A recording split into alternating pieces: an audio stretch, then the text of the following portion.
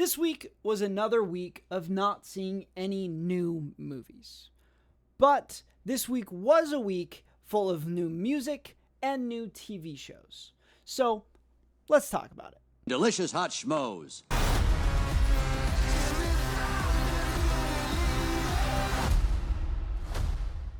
Starting off with music, we are going to bring Swinkly in here in just a second, but I wanted to just say a couple things before he shows up. And that's two things. One, the Tron Ares soundtrack is awesome. I love it. I don't love it as much as Tron Legacy's album.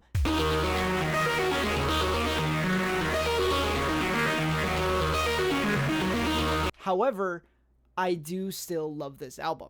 And I do think that it was very much exactly what I hoped it would be when I heard that Nine Inch Nails was going to do a Tron soundtrack. And that's exactly what it is. It's a Tron soundtrack that sounds like Nine Inch Nails, and I love it. And the second thing that happened this week that was really kind of good for me in the music world is Youngblood and Aerosmith have released a single from their upcoming EP that is amazing. Will you cry if I call you my angel? I love it. I think it's called My Only Angel, and I've been listening to it on repeat since the day it came out. I can't get enough of this song, and I'm looking forward so much to this EP that comes out here in a couple months. Also, if you like my conversations with Swanks, let me know, because I can bring him on way more often again, if that's something that you guys enjoy. So let me know what you think of our conversations as well as our takes. If you think that they're good, if they're bad, what do you think? Let us know down in the comments below. Make sure you hit the button. Second week in a row that I'm going to ask you to hit the buttons. Okay? I didn't do it for way too long, so now I'm going to start doing it again. So that way you guys click the buttons. And here he is. What's up, boy? What is up, my dude? I exist. You exist? Let's go. All right. Well, we're here together yet again because the greatest thing is happening of hopefully the year. And that is Tron Ares is coming out soon. And what, we got 2 weeks, I think? Not even, I think less than 2 weeks. No, it's about 2 weeks. Yeah, I'd say 2 weeks. But the album for the movie, the soundtrack dropped last week on Thursday? Was it Friday? Technically Friday, Okay. but we're in Mountain Time. Oh yeah, so we listened to it Thursday night, which was epic. But I just wanted to ask you, because I listened to the whole album. I know you listened to the whole album. I wanted to get your 2 cents on the album and kind of what your thoughts are on this album and how you think it's going to affect the movie that we haven't seen yet. But that's enough with just me talking. Let's get Swanks in here and let's talk more about Tron Ares. Okay, there's a lot of opinions I have. Pretty much, I'll start off by saying, expecting it to be Tron Legacy, you will not like this album as much. It cannot be Tron Legacy. Tron Legacy was made by Daft Punk. Yes. The way they made that album, it's just, they pretty much just made an album that was just the greatest thing ever invented. But I think the way they made it is they just wanted to do something in the style of Tron, and then the movie was just made with it. Kind of thing. And whereas Nine Inch Nails, very goated, been around, I think, about as long, maybe a little longer than Daft Punk. It's around the same amount of time. Yeah. They made, for example, if you read on this original motion picture soundtrack. They made a soundtrack for a movie, not an album to go with a movie. Yeah. It's a little different. It's a little different, and you could tell by listening to Tron Legacy all the way through versus Nine Inch Nails, the Aries, just because, just the vibe. It's a lot easier to listen to Legacy. There's a lot. It's like nice. It's not evil, I would say. Yeah. But I actually really liked it. I really like this album. I think I'm giving it like an 8.5 Daft Punks out of 10. Okay. Yeah, but because it is really good. It's a really good album of music that I think when you listen to it, you're like, I really wonder what this music and movie is gonna be like, because it's pretty dark. Yes. A lot of it is like something is not right and bad things are happening the entire time. 100%. Yeah, but there is songs that sound like Daft Punk, that sound like the Tron, the Tron type Daft Punk that they did, and they took that, and I think they did add it a little to some of the songs. You can hear it a little bit on, like, I think Infiltrator is one of the songs, but Yeah. there's a few there. I mean, some of the music is just Nine Inch Nails. I mean, I kind of wish it was Trent Reznor instead of the Nine Inch Nails group, personally. But I think they did a fantastic job at what it is supposed to be. And never, never, never compare it to Tron Legacy, because you'll fail at wanting to like it if you do that. Yeah. I That's my 100% agree with you. I think the part of this album that makes it both super unique but also very, I would consider it niche as far as like a listening experience is concerned, is Nine Inch Nails is very different in the electronic realm than Daft Punk is. Daft Punk has a very specific kind of disco-esque styling to a lot of their music, like that. It just sounds more enjoyable. Like, it's easier to listen to Daft Punk music, I think, than it is to listen to Nine Inch Nails music most of the time, just because I think they have much groovier, much more I don't know, it's just easier to listen to is kind of what it comes down to. It's more centered. Yeah. Which you could really see in the Tron Legacy soundtrack. And Nine Inch Nails is just leans extremely heavy into just pure electronic sound.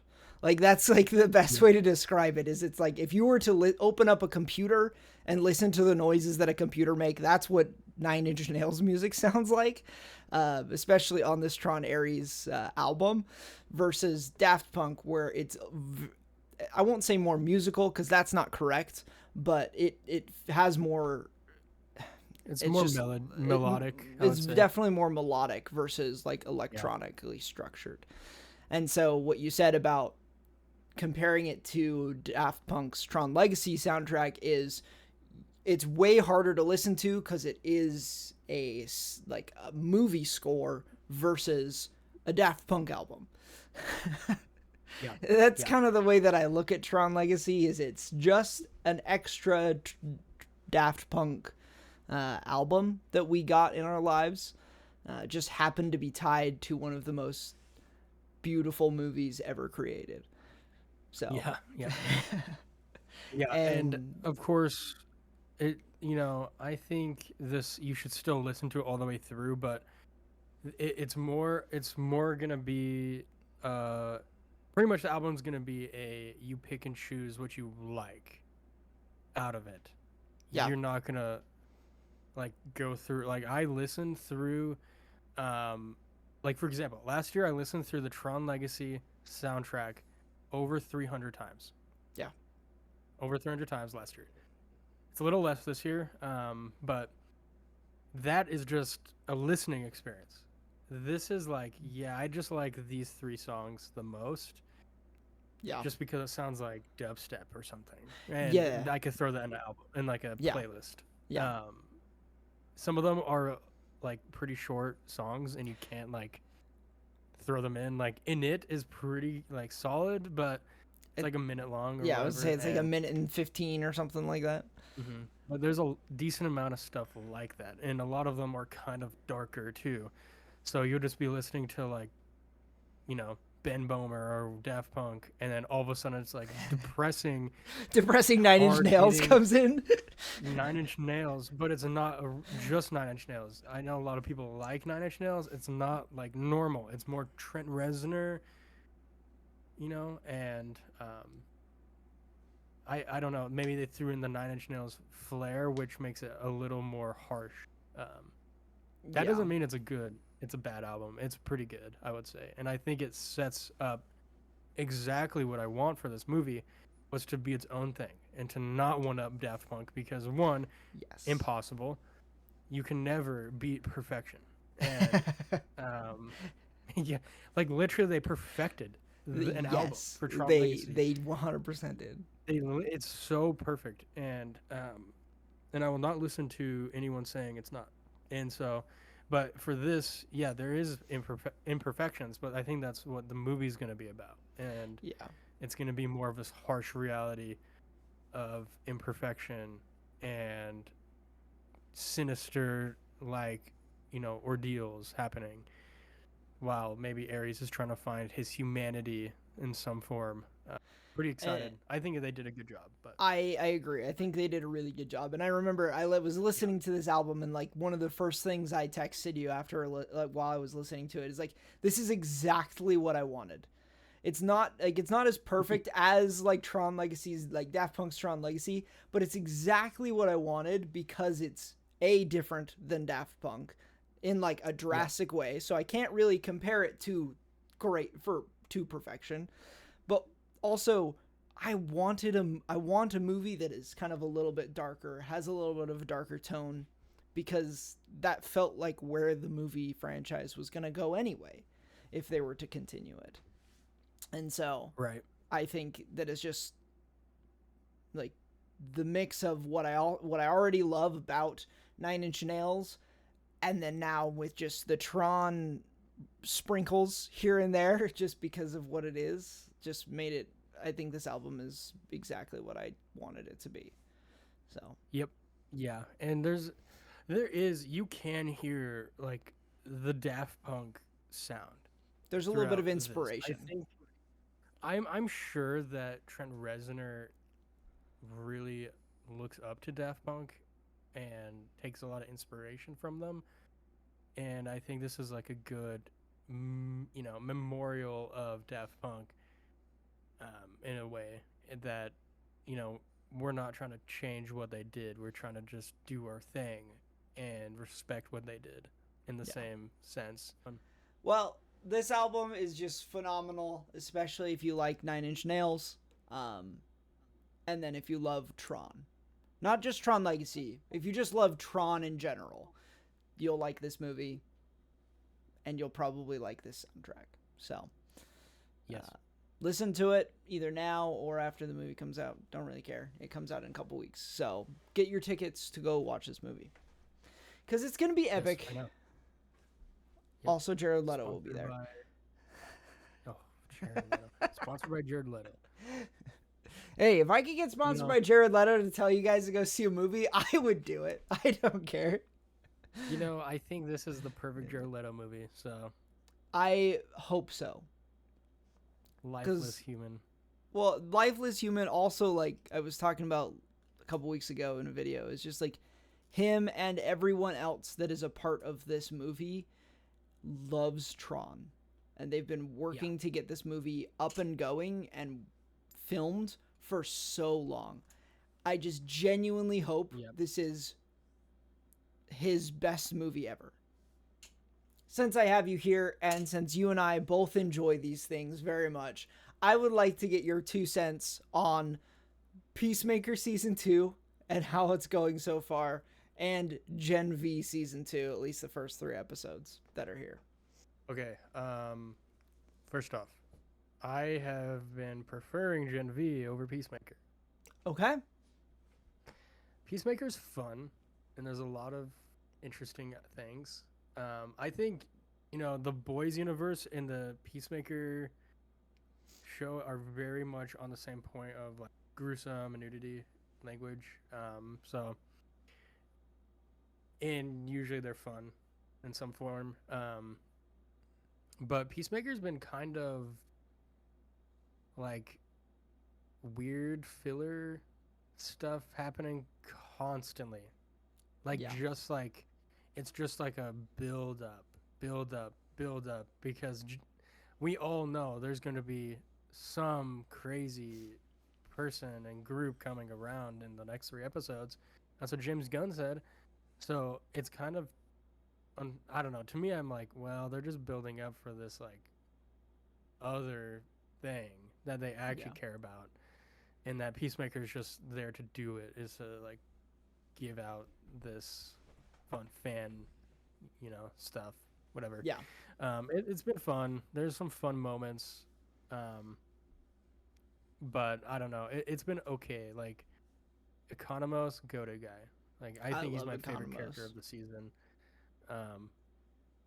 They haven't been using Vig, which sucks. I love Vigilante. I don't know why they did this. They showed off like next episode, and it's a trailer at the end. They showed them getting to that universe. Yeah. You made this whole point of it being gonna be hard to figure out, but then the next episode they do, and then Adebayo finds out their Nazi group world that they show up and they hate her because she's black. Like that's probably gonna happen. Yeah. Right? Like they're gonna be like, it's gonna be like a World X type. Yeah, where they're universe. just racist, bad people. Yeah. And then that's when we're gonna see Peacemaker. He's gonna have to choose, truly now, because his friends are in danger, and this group of people that he thought was better is not actually better. Yeah. And they're worse. And so he's like, well, this sucks. Which sucks because he keeps getting the like worst end of everything, but maybe it'll turn around for him soon, right? Maybe. And what about Gen V? What are your thoughts on Gen V and where it's going? And we only saw 3 episodes, but yes, 3 episodes. All 3 were really good. I think they did a great job at explaining the death of I can't remember his name. There's that guy that died. I think his name's Chance. I can't remember his name. Great character, and they had to explain how he died in the show because he did die last year, and so or 2 years ago, I think. Yeah, I think they did a great job at that. Saying like his powers killed him because that was something that his dad has been dealing with. Yeah. And since he's weak, it just like killed him. Which, all right, I think we get more polarity. He's a cool character. I'm glad he's in the show still. Yeah, I really like Magneto kind of characters a lot. So it's cool. Kind of sad they're nerfed, but it's fine. But I think there's a lot that happens in the 3 episodes that I'm like, man, I forgot about Peacemaker so quick. Fair. Yeah, no, that's very true. Very quickly.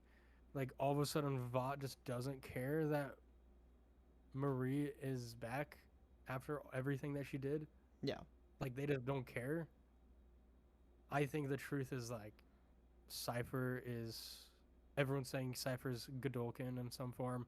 We'll figure it out. I don't know. It's kind of hard because he looks different, but he might just be like a leech. There's a few characters that I think he'll be. Mr. Sinister kind of character, leech, kind of a chameleon where he can change himself. And he's just like immortal maybe. In some form. But I think he could help people get stronger with their powers. And that's why he brought in the strongest soups to like test them, and then he can maybe amplify them, and he has something to do with Marie. Like all this happened in 3 episodes, and you're like, bro, what is happening? Yeah, this is crazy, real fast. And we learned that he knows a lot about Marie's powers, and like he's trying to push her to figure out what she could feel with people's blood, which everyone theorizes that she can control Compound V, which I think that's very true, that she can like stop people's powers. and they need her to like Yeah. just dolify Homelander. Yeah, And just like stop him. that would be really interesting. But I don't know. She's not super strong, so if Homelander finds out, then they're cooked. Really, that's like the second he Yeah. finds out and they aren't strong enough, they're Yeah. all dead. Like, so Probably. that's fine though. I'm hyped. It'll be good. I'm They're excited for probably gonna next get week. cooked. But unfortunately, now we just get one episode a week for the next, like 4 or 5 weeks or whatever. Horrible. Should have done 3. Should have been 3, 3, and 3. Just saying. Yeah. All right. Cool. Well, thank you for joining me for your 2 cents on Tron Ares and on Gen V and Peacemaker, because it's all coming together. Dude, we're gonna... It's gonna be so fun. It'll be fun. So it's gonna be way more fun than Tombstone ever is, because Tombstone is the worst movie in the world. Never seen it, never will. Peace. Delicious hot schmoes.